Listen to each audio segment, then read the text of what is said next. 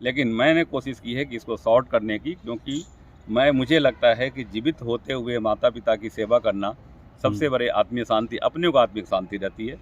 और अगर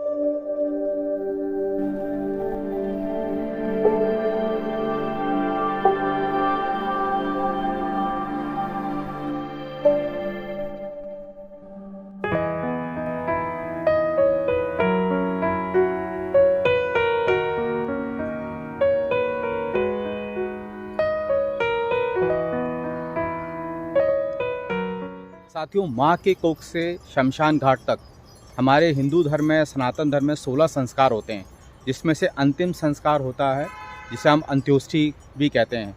अर्थात जब आदमी इस संसार को अलविदा कहता है तो एक अंतिम संस्कार होता है, और हर पूरे भारतवर्ष में यह इस संस्कार को अलग अलग रूप में मनाया जाता है। इसमें कुछ क्रूतियाँ भी हैं, कुछ अच्छाइयाँ भी हैं। तो इसी के संदर्भ में आज हम जानने की कोशिश करेंगे कि मैथिली ब्राह्मण्स में यह संस्कार किस तरह से मनाया जाता है। तो इस संदर्भ में मैं डॉक्टर एस.सी. झा के से उनसे बात करूंगा, इनसे समझने की कोशिश करूंगा कि यह अंतिम संस्कार मैथिल ब्राह्मण में किस तरह से मनाया जाता है। तो साथियों, मेरे साथ में हैं डॉक्टर एस.सी. झा। मनुष्य जब जन्म लेता है तो जितने भी संस्कार है उसमें अंतिम संस्कार होता है मृत्यु संस्कार। और मृत्यु संस्कार, क्योंकि मेरी माताजी नहीं रही 23 नवंबर को, और उनका, क्योंकि हम अलग अलग जगह पर, जैसे कहीं 10वां पर होता है, कहीं 11वां होता है, 12वां होता है, तो ये जो संस्कार है मृत्यु संस्कार, निश्चित है कि मिथिला में कुछ अलग परंपरा है। मतलब अलग परंपरा क्या, परंपरा मेरे ख्याल से सब जगह एक जैसा ही है, लेकिन मैथिल कुछ उसको बृहद स्तर में करते हैं। मृत्यु के पश्चात जो खासकर मैथिल ब्राह्मण्स होते हैं, वो उनके बहुत सारे नियम रहते हैं और उनको फॉलो करते रहते हैं। समय की स्थिति को देखते हुए उसे शॉर्ट करना बहुत ज़रूरी हो जाता है, क्योंकि मैथिल संस्कार जो है बहुत सारी चीज़ है लेकिन उसको फॉलो नहीं होता। जैसे जनेऊ है, मुंडन है, हम बहुत बृहद स्तर पर भोज और ये सब चीज़ करते हैं, और उसके बाद देखिए तो अब आजकल बच्चे जो हैं वो ना जनेऊ पहनता है ना कुछ। उसी तरह से यह जो संस्कार होता है, मतलब मिथिला का जो संस्कार है, जो भी परंपराएं हैं, वो पूरी, हम कुछ रीति है जैसे पिंडदान है, वो हर जगह माना जाता है और हम उसके लिए अप्रिसिएशन करते हैं कि हमारे पितरों के लिए पिंड दान होना ज़रूरी होता है, और कुछ वर्षों तक तो हमें देना ही चाहिए। लेकिन जब सनातन धर्म में ये माना गया है कि दूसरा जन्म हो जाता है, तो जब दूसरा जन्म हो जाता है तो उस व्यक्ति का साल, 2 साल, 5 साल के बाद पिंडदान करना, मतलब ये मुझे लगता है मेरे हिसाब से अनुचित है, क्योंकि आप उस आत्मा को दूसरा जन्म ले चुका है और उस आत्मा में प्रवेश, वो जब शरीर वो जीव में प्रवेश कर गया है, तो आप उनके नाम पर कुछ अगर ये करते हैं तो आप अपनी आत्म संतुष्टि के लिए करते हैं, लेकिन मुझे नहीं लगता है कि इसका कोई प्रतिफल मिलता होगा। जहाँ तक सनातन धर्म और वेद पुराण की बात से अगर सहमत हैं तो मृत्यु संस्कार जो मैथिल में होता है, सब जगह होता है मृत्यु संस्कार, यहाँ भी होते हैं, ऐसा भी नहीं है, और सब जगह होता है। मध्य प्रदेश में, भारत के सभी राज्यों में होता है।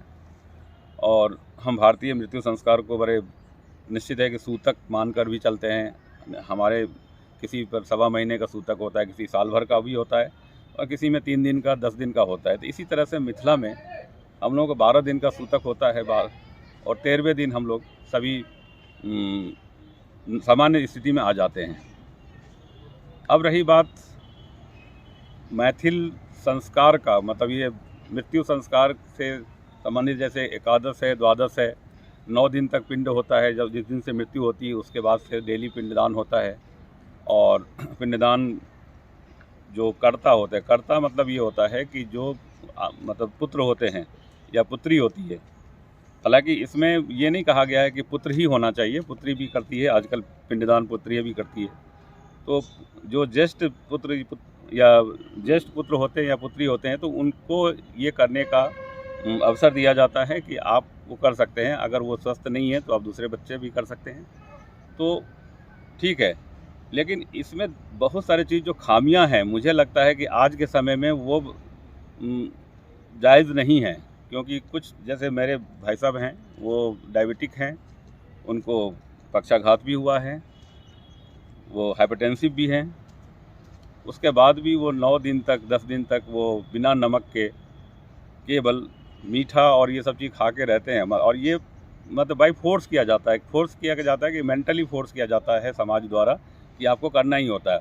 अच्छा, क्या होता है कि उनका परवरिश ऐसा हो गया है कि वो भी उन चीज़ को आत्मसात कर चुके हैं कि मुझे ऐसे ही करना होगा, अगर हम ऐसा नहीं करेंगे तो पता नहीं हो, मेरी माँ को वो नहीं मिलेगा, क्या बोलते हैं, मुक्ति, आत्म शांति नहीं मिलेगी, मुक्ति नहीं मिलेगी। वो उनके साथ ऐसा भी है। लेकिन बहुत सारे हम जब पढ़ लिख गए हैं, और उन सब चीज़ों को हमें अपनी तरफ से सोचना चाहिए। आत्म शांति के अलावा डॉक्टर साहब मुझे ये भी लगता है कि एक समाज का प्रेशर कि सोसाइटी में हमको क्या बोला जाएगा, आई थिंक ये भी एक महत्वपूर्ण पॉइंट है शायद। निश्चित ही समाज का प्रेशर ही ज़्यादा उसमें काम करता है, क्योंकि आप भले ही कुछ करो या नहीं करो, आप बेमन से करो या मन से करो, हाँ ये निश्चित है कि जिस तरह से आप बच्चे की शादी करते हैं, बच्चियों की शादी करते हैं, और आपने हर माता पिता को रहता है कि बच्चा हमारा खुश रहे, मतलब बच्ची खुश रहे, उसी तरह से ऐसा रहता है कि हर पिता पुत्र को भी रहता है, मतलब पिता पुत्र और पुत्रियों को भी रहता है कि हमारे जो माता पिता है जो यहाँ मृत्यु को प्राप्त कर गए हैं, तो उनकी आत्मा को अच्छे से अच्छे शांति मिले और स्वर्ग की ओर है, सनातन धर्म के अनुसार। तो ये चीज़ तो सबको लगा रहता है कि हमें भी रहे। लेकिन मुझे ऐसा लगता है कि अभी जो आडंबर, कुछ चीज़ आडंबर है, वो जो सालों से मैं देखता आया हूँ, मैं बचपन से देखता आ रहा हूँ, मैं अपने हमारे घर में हुआ है, मेरे दादी का हुआ है, मेरे काकी का हुआ है, सभी जितने भी हमारे दादा चाचा हैं, ताऊ जी हैं, उन सब का हुआ है, मेरे पिताजी का भी हुआ था। और उस समय क्योंकि मैं उस कंडीशन में नहीं था कि मैं उसको विरोध कर पाऊँ, और मैं अभी विरोध नहीं कर रहा हूँ, मैं पिंडदान को कभी विरोध नहीं करता, और मैं चाहता हूँ, मैं खुद भी पिंडदान करता हूँ, हर साल पिंडदान करता हूँ, और ये मेरी आत्मीय शांति है, मेरी खुद की आत्मीय शांति है कि मैं करता हूँ पिंडदान, और कुछ चीज़ है जो मैं मानता हूँ। लेकिन इसमें जो दूसरी जो बातें हैं वो है भोज और मृत्यु भोज। एक बहुत बड़ी विडंबना है हमारे यहाँ, मतलब खासकर मिथिला में, कि आपके पास कुछ है या नहीं है, आपको सामाजिक प्रेशर आज भी रहता है। सामाजिक आप देखें तो पारिवारिक प्रेशर रहता है। परिवार के लोग कुछ ऐसे आएंगे कि जो आपको बताएंगे कि आप 4 भाई है, आप 3 भाई है, आप 2 भाई है, आपको इतना दे गए हैं, नहीं दे गए हैं तो आप कर्जा लीजिए, इतने लोगों को खाना खिलाइए, उनको मुक्ति मिलेगी, उनको ये मिलेगा। ये सब चीज़ जो आडंबर है, वो उस चीज़ को हमने कोशिश की है इस बार कि पूर्णतः मैं सक्सेस नहीं हो पाया हूँ मैं, लेकिन मैंने कोशिश की है कि इसको सॉर्ट करने की, क्योंकि मुझे लगता है कि जीवित होते हुए माता पिता की सेवा करना सबसे बड़े आत्मीय शांति, अपने को आत्मिक शांति रहती है। और अगर आप जीवित होते हुए माता पिता की सेवा करते हैं तो वो मतलब सुखीपूर्वक रहते हैं, और आपको आशीर्वाद उनके जीते जी बहुत अच्छे से मिलता है। उनके जो चेहरे की मुस्कान होती है, आप देख पाते हैं उनको। मृत्यु के बाद आप उनका चेहरा मुस्कुरा रहा है या रो रहा है, वो आप नहीं देख पाते हैं। तो मुझे लगता है कि जब आप कर्म की बात, जहाँ तक कर्म की बात है, तो मैथिल ब्राह्मण में मतलब लोगों को ये समझ में नहीं आता कि हमारे जितने भी रिश्तेदार अभी आए हैं वो एक ही चीज़ बोलते हैं कि कर्म करना चाहिए। भाई कर्म, हमने बोला मृत्यु पूर्व कर्म करना चाहिए कि मृत्यु पश्चात कर्म करना चाहिए? तो बोला नहीं, मृत्यु पूर्व भी करना चाहिए, मृत्यु पश्चात भी करना चाहिए। मृत्यु पश्चात कर्म क्या है? तो बोले पिंड, ये जो घाट पर जो भी है ऐसा दान दक्षिणा ये होना, ठीक है वो भी चलेगा।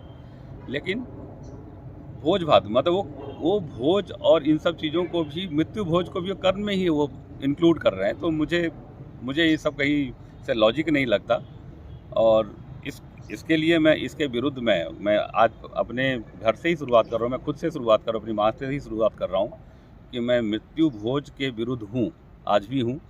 ब्राह्मण खिलाने का और मतलब पूरे जमात खिलाने में, दोनों में बहुत अंतर होता है कि हाँ ठीक है, ब्राह्मण भोज अगर आपकी आत्मीय शांति, उनकी आत्मीय शांति के लिए अगर 11 ब्राह्मण या 21 ब्राह्मण या 101 ब्राह्मण यथासंभव खिला सकते हैं। आपको अगर उनके नाम से भी कुछ करना है तो आप सामाजिक परिस्थितियों को देखते हुए, आपके पास अगर धन है तो आप गरीबों को दान करिए, किसी कन्या को, गरीब कन्या को आप कन्यादान करवाइए, किसी बच्चे को पढ़ाने में उसका हेल्प करिए, गौशाला में जाइए, आप वृद्धाश्रम में दान करिए। ये अगर उनके नाम से करते हैं तो मुझे लगता है कि उससे ज़्यादा आत्मीय शांति न तो आपको प्राप्त होगी और ना ही मृतात्मा को।